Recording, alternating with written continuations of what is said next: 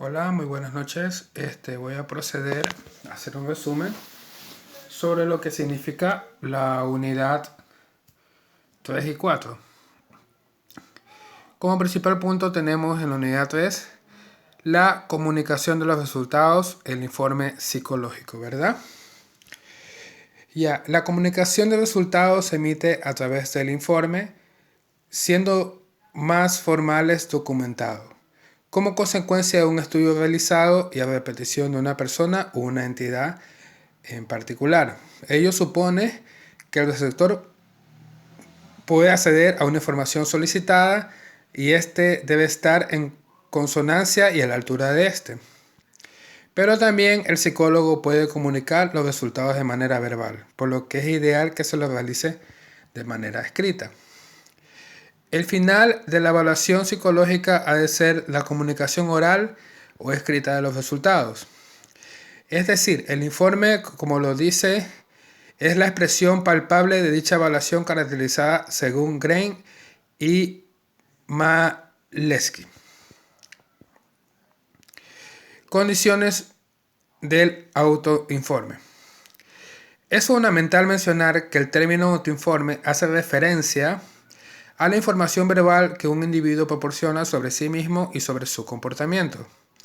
El mismo que puede ser evaluado a través de autobiografía, cuestionarios, inventarios y escalas. También se ha incluido dentro de los mismos instrumentos como la entrevista, el pensamiento en voz alta. Es decir, que el autoinforme va antes del informe que realiza el psicólogo a una solicitud determinada por alguna institución o persona requerida. Principales tipos de autoinforme. La entrevista.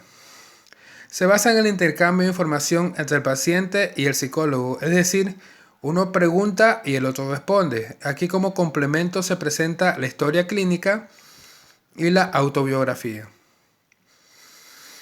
Cuestionarios, inventarios, escalas. Constituyen un listado de un autoinforme.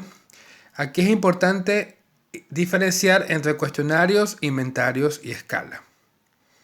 Autorregistro. Las características más importantes es una técnica semiestructurada. Generalmente se realiza la anotación en el momento de producirse la conducta. También juega un rol importante la utilización de técnicas en situaciones naturales.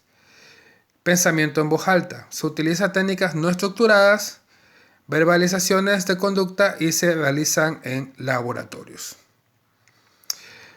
Algunas cuestiones sobre la calidad de los autoinformes.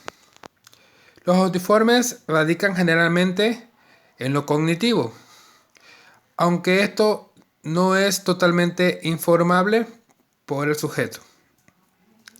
Existen procesos automáticos que el sujeto no es consciente de que los realiza, por lo que puede ser estudiados por autoinformes. Lo cognitivo tiene tres componentes: el contenido, el proceso y la estructura. Ahora hablaremos sobre la cuarta unidad, donde viene la comunicación de los resultados, el informe psicológico, las condiciones del autoinforme, principales tipos de autoinforme, comunicación de resultados, el informe psicológico y algunas cuestiones sobre calidad de los autoinformes. Técnicas objetivas y proyectivas. Informe psicológico. El informe es un documento escrito que sirve para comprender algunas características de las personas y sus circunstancias con el fin de tomar decisiones y de intervenir positivamente en su vida. Por su objetivo, es un instrumento para dar respuestas a las preguntas específicas del derivante. El reporte debe estar centrado en el sujeto evaluado y la información contenida debe responder al motivo de la evaluación. Por su contenido, debe ser una descripción evaluativa de un ser humano, qué clase de persona es, qué le pasa y cómo esto es lo que pasa influye en cómo piensa, siente y se comporta. Propósito del informe psicológico. Proporcionar a la persona evaluada y a otras partes interesadas la información precisa relacionada con la evaluación. Proporcionar información para confirmar las hipótesis clínicas. Desarrollar la información obtenida, un programa de intervención, valorar programas de investigación. Proporcionar información significativa de línea base para valorar progresos terapéuticos de la persona evaluada y cambios que ocurren como resultado del tiempo. Un documento legal. Técnicas proyectivas. Son aquellos instrumentos considerados especialmente sensibles para revelar aspectos inconscientes de la conducta, los cuales permiten provocar una amplia variedad de respuestas subjetivas, son altamente multidimensionales y evocadores de datos inusualmente ricos, con un mínimo de conocimiento del sujeto evaluado. No sabe el objetivo fin del test, por lo que es más difícil el falseamiento de la información. En las técnicas proyectivas sacaremos fuera, viendo en lo externo, lo que tenemos dentro a través de la respuesta que damos a los estímulos que nos presentan. Se fundamenta en la teoría de la personalidad, surge por la necesidad clínica y otros ámbitos de conocimiento al sujeto para valorar de forma global y personal cómo cada uno es. Características de las técnicas proyectivas. Lograr penetrar en la personalidad individual, acercarnos a ella y entenderla. 2. Métodos globistas no atomistas o psicometría. No pretende evaluar la característica puntual, sino la persona como algo global. Supone que el sujeto organiza sus respuestas en función del propio mundo interno, historia personal. Por tanto, las respuestas organizadas en torno a su motivación, ideas, percepción, actitudes, ideas, etc. Toda respuesta ante el material proyectivo no es casual, sino significativa, y será entendida como un signo de personalidad del sujeto. Trata la peculiaridad de las respuestas, por eso toda respuesta es significativa y válida. Tipos de técnicas proyectivas. Técnicas proyectivas estructurales.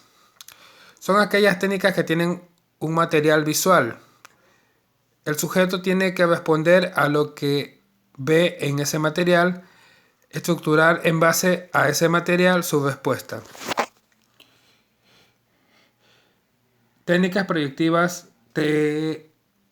temáticas.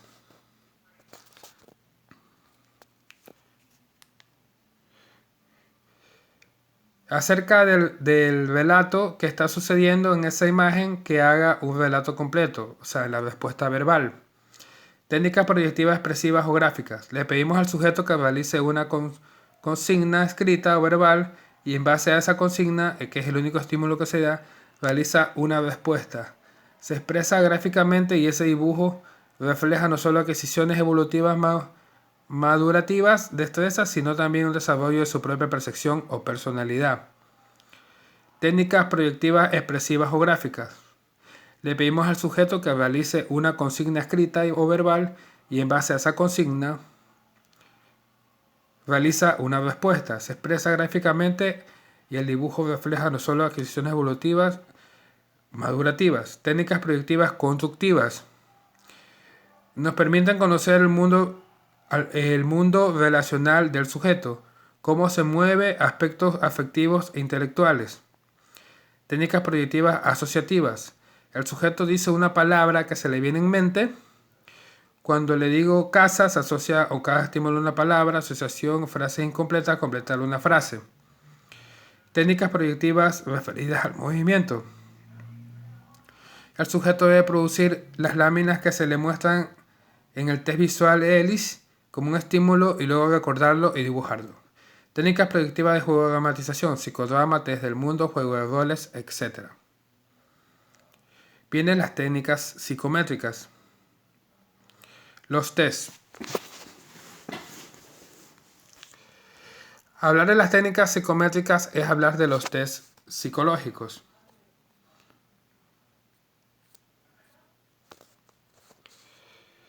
Un test es, desde la clásica definición de 1880 por Ken Cattell, un procedimiento de recogida de muestras de comportamiento de un sujeto para estimular el repertorio e interferir en un constructo psicológico, suficiente sistemático como para ser repetible y comparable. Proceso general de la construcción del test desde la teoría clásica de los tests, entre siglas TCT. El proceso de construcción del test, cualquiera que éste sea, debe empezar por la consideración cuidadosa de los objetivos, por lo que la puntualización se utilizarán predicción, clasificación, diagnóstico. Los beneficios de iniciar el proceso de construcción teniendo en cuenta los objetivos que se persiguen son de gran importancia. Además, aclarar los objetivos o establecer prioridades entre sus posibles usos mejorará el proceso de evaluación, como por ejemplo medición del constructo teórico, evaluación académica o conductual, selección de personal, clasificación diagnóstica, caracterización de la población del test que se dirige.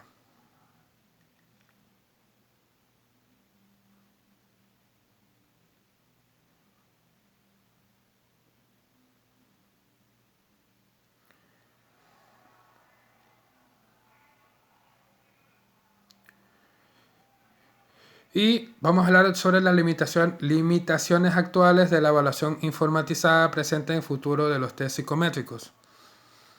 Surgen cuando el evaluador o psicólogo está sin experiencia específica en determinadas pruebas, explican y clasifican estos instrumentos sin la menor idea de sus usos y limitaciones, de bases teóricas con fundamentos empíricos robustos que le permiten tener una autorregulación de su práctica. Se otorga especial atención a la identificación de factores protectores y riesgo para las diferentes patologías, pero no a la específica.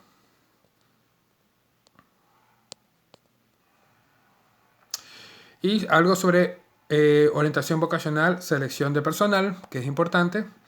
A pesar de que la evaluación psicológica ha estado más ligada a contextos clínicos y educativos, dicen los historiadores que la evolución comienza precisamente en la selección de personal.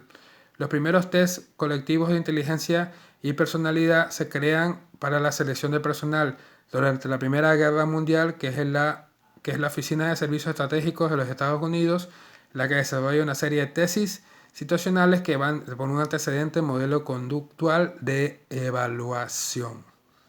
La selección de personal o profesional requiere de la evaluación y que es el proceso que permite dar respuesta a las necesidades de selección de un proceso descriptivo predictivo que arranca en un determinado cliente, que no es sujeto de evaluación. Efectúa una demanda al evaluador en que se determina el perfil del puesto de trabajo que requiere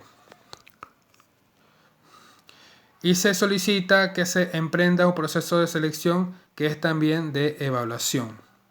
Este proceso concluye con una descripción de perfil y la predicción de uno o varios candidatos son adecuados para desempeñar un determinado puesto de trabajo.